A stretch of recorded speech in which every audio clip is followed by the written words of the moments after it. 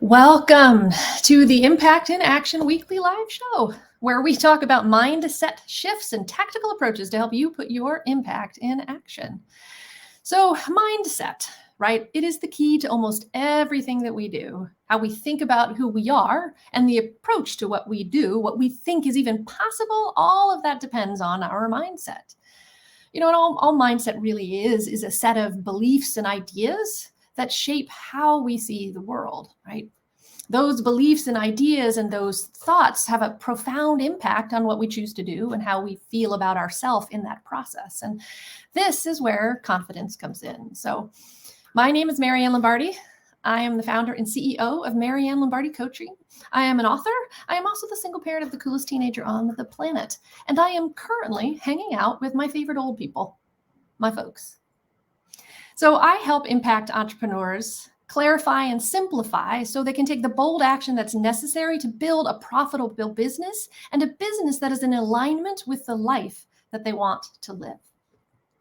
So let's take a second to delve into developing a confidence mindset. So studies show that a lack of confidence hinders women from succeeding in business, okay? And that their confidence is measurably lower than that of their male counterparts. And this is called the confidence gap. It is measured as the confidence gap. Now, unfortunately, there isn't any data at this time that is inclusive of the gender nonconforming community around the confidence gap, but here's hoping that will change over time. So I have always been interested in the subject of confidence.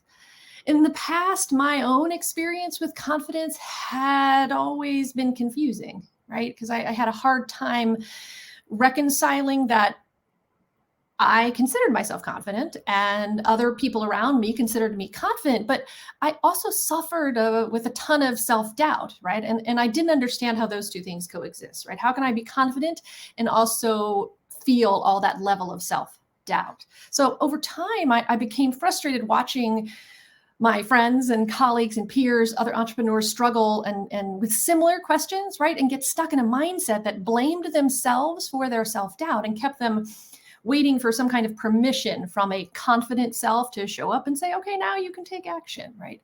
So as I learned to reframe my own mindset around confidence, I started to help others do the same.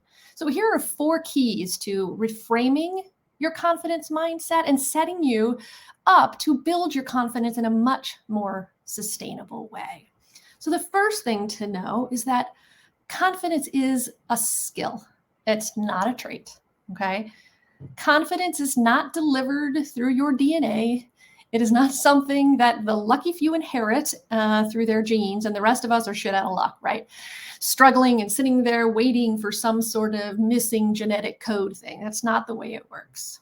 So it's true that some people may naturally be more inclined to be confident and it may come easier for them, but that doesn't mean that we can't learn it. And it doesn't mean that the people who seem confident don't still suffer from self-doubt as well. So again, confidence is a skill, it's a trait. And like any skill, it can be developed. It can be practiced. It can be deployed when and where you need it.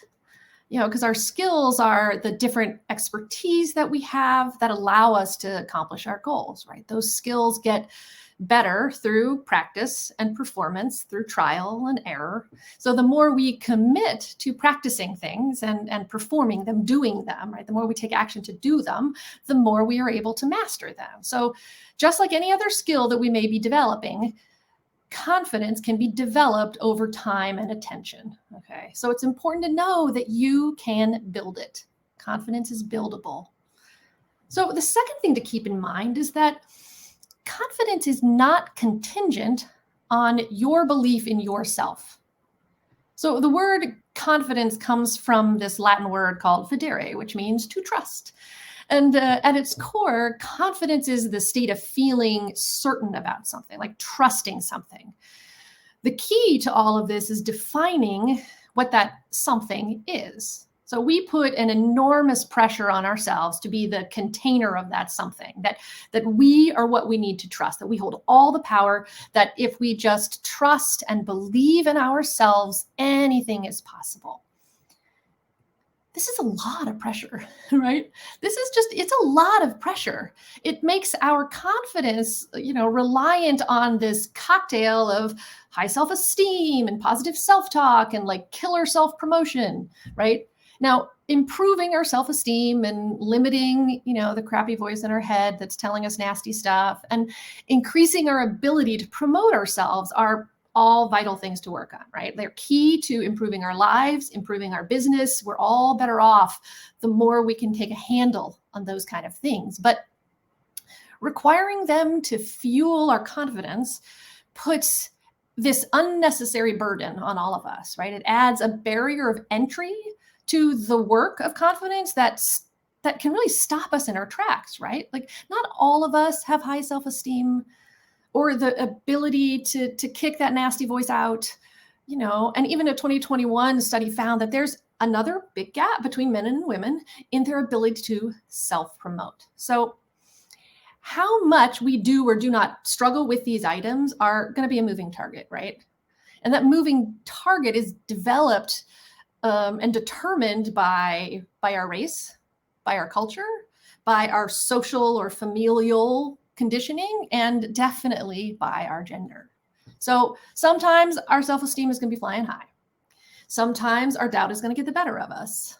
Sometimes we're going to be able to ask for what we need, promote our accomplishments, and other times we're going to like kick ourselves for failing miserably to do, any of that. So our experience of self-esteem, self-doubt, self-talk, self-promotion, they're emotional and they're going to ebb and they're going to flow.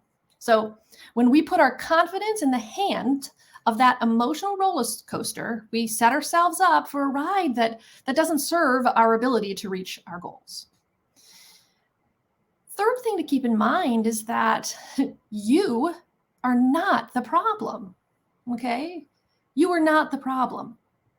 There are historical, cultural, and social systems at play that have been built to keep women, non-binary, and other marginalized communities from having access to opportunity. And our self-worth develops in large part due to the value placed on our presence in society and the roles that we are expected to play.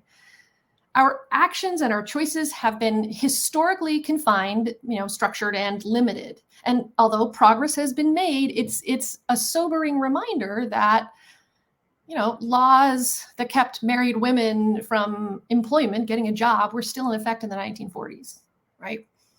Equal Credit Act wasn't passed until 1974, which meant that in my lifetime, my mom would not have been able to access a business loan without the cosign of a man, right? Before that time. That's significant, right? The racial wealth gap and let's call it the dismal venture capital funding for Black women entrepreneurs continues to hinder women of color's ability to pass down wealth to their family and to grow their businesses. And in 2021 surpassed 2015 as the worst year in anti-LGBTQ legislation in recent history. So with 17 anti-LGBTQ bills enacted into law in the US in last year, right? So I bring this up because context matters. Context really matters, and as Newton explained, objects in motion tend to stay in motion, and objects at rest stay put in that resting state. Women, non-binary individuals, or anyone who did not fit a white male model were meant to stay at rest. We're meant to stay in their place. So this history, this oppression, has had generational impact on how we feel about ourselves and how others treat us in return. So placing our confidence in our belief in ourselves makes us to blame when that belief wavers. It makes our lack of confidence our fault when it is not.